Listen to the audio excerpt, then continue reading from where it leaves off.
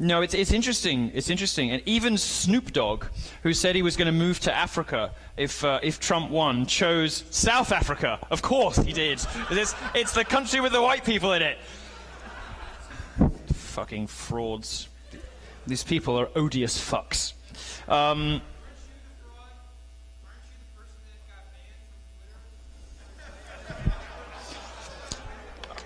right, Pumpkin, let's go. Up you get. Now stand up and speak loudly. I'll try to get you a microphone. Where are you, Angel? Stand up. There you go, sweetheart. Yeah. Now, if you... I'm going to repeat what you say, so go ahead. So, you claim to be this great defender of black people. Especially in the bedroom. Thank you. You claim to be this defender of black people, right? Yes. You claim to abhor racism in all its forms. Your whole talk, right, this whole discussion is about how liberals are the real racists, right? Isn't this true? Do you have a question? However, yes, what I want to know is how do you... Shh, let him speak. He can embarrass himself without your help. How do you claim to be the anti-racist, the one who's calling out all the racists? Yes, get to the question, sweetheart.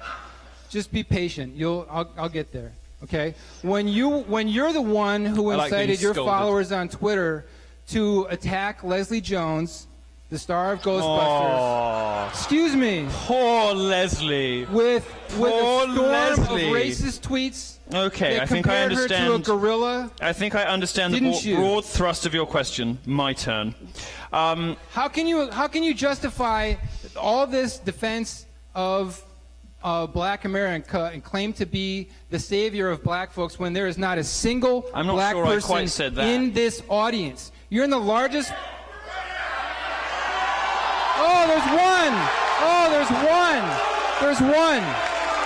one! You brought one. You found one black person in a city that's has the largest black population in the state to come to your talk. So why aren't there more black people here if you're such a defender of Black America? All right, we have two. Explain why you were banned from Twitter.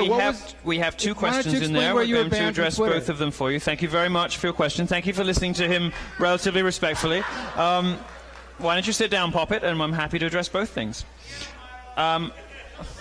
Stop it. Stop it. Alluding to me as some kind of viper about to strike. I'm going to be lovely. I'm going to be very nice. First of all, stop believing what you read in the press. What I did... you should have picked this up by now from whatever terrible blog you read, whether it's Vox or Mike or BuzzFeed or God, not Gawker anymore, thank God. Sorry about that. You should have picked up by now the media doesn't always get everything right. For instance, the last election.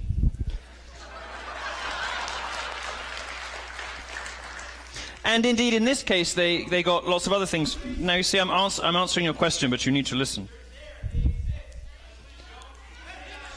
I wrote, as most of this audience will know, I wrote a very waspish review of the new Ghostbusters movie, which is total fucking garbage. And I said so.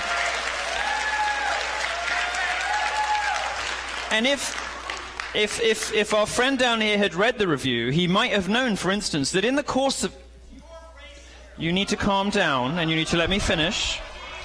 If he had taken the time to read the review, which of course he has not, he would have known that in the course of that review, actually, I mounted a defense of Leslie Jones. What I said was, I found it quite disturbing that she was expected to play what amounts to a sort of minstrel show. You know, this kind of, like black girl attitude that I found to be a little bit out of date.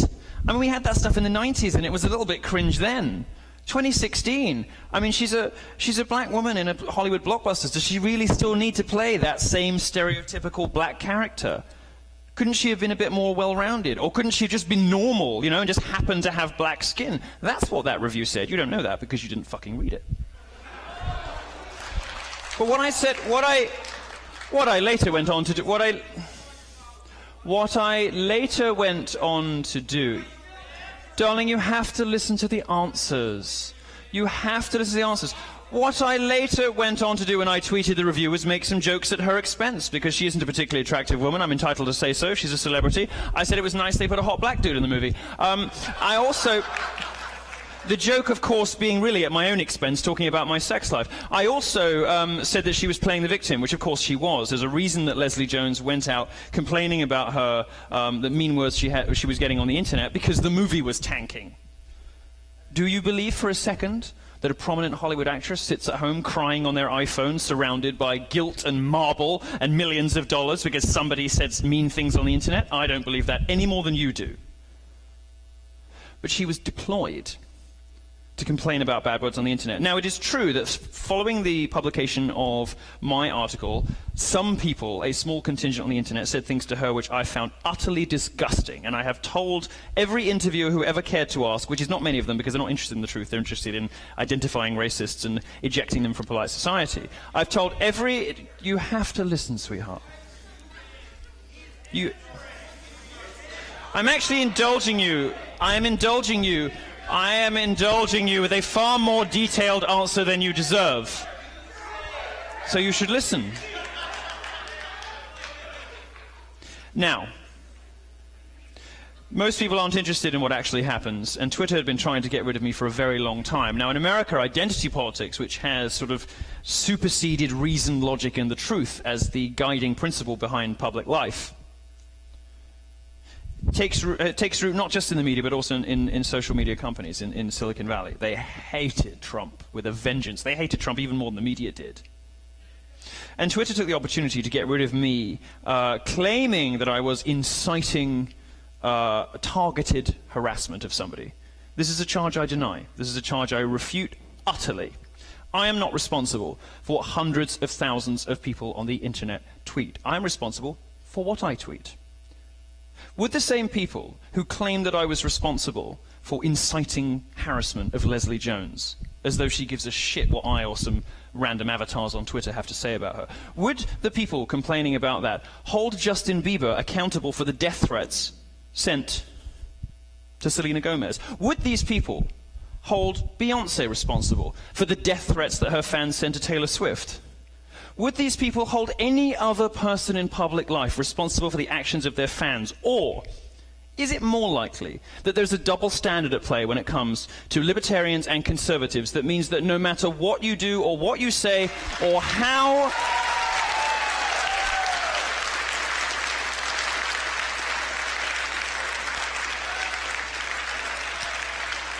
Could it be that there is in fact a double standard at play, and that they will, on the basis of no evidence whatsoever, and nobody could ever produce anything, ever, in the history of my journalistic career, and let me tell you they tried, could never produce a statement that could plausibly be described as racist. And most of the reports didn't even include the tweets that got me banned, the jokes at her expense, call it, because they were so funny that the journalists realized it undermined their case.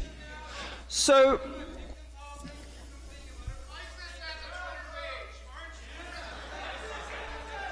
I'm not able to hear you because you're yelling again, but... So that's the answer to the first... Oh, dear. Are you joking? I don't think I'm a victim. It's the best thing that ever fucking happened to me. Are you kidding me? I wouldn't take my Twitter account back if they begged me. Are you kidding?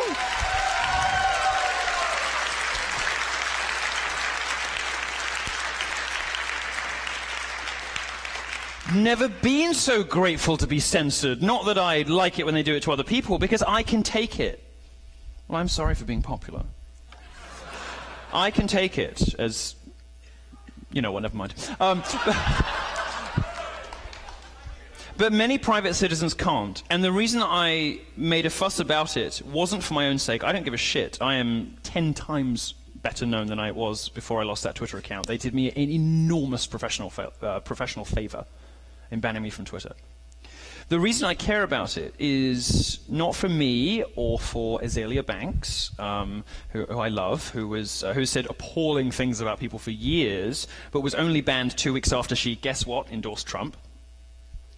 Not for Charles Johnson's sake, who was also banned for no good reason. Chuck Johnson, the founder of Got News, now he tweeted that that he was raising money to take out DeRay Mackison, who we're going to get to in a minute, one of the Black Lives Matter leaders.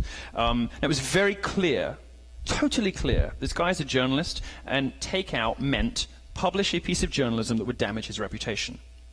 Nobody, absolutely nobody, with more than 2 brain cells to rub together could possibly ever have believed that a 5'10" ginger bespectacled journalist was raising money to assassinate a Black Lives Matter leader. Nobody believes that. Absolutely no one. But they claimed that it was some sort of death threat. What's going on here? Double standards and inconsistent enforcement of rules if you have the wrong politics. And every conservative and every libertarian will come across this on social media.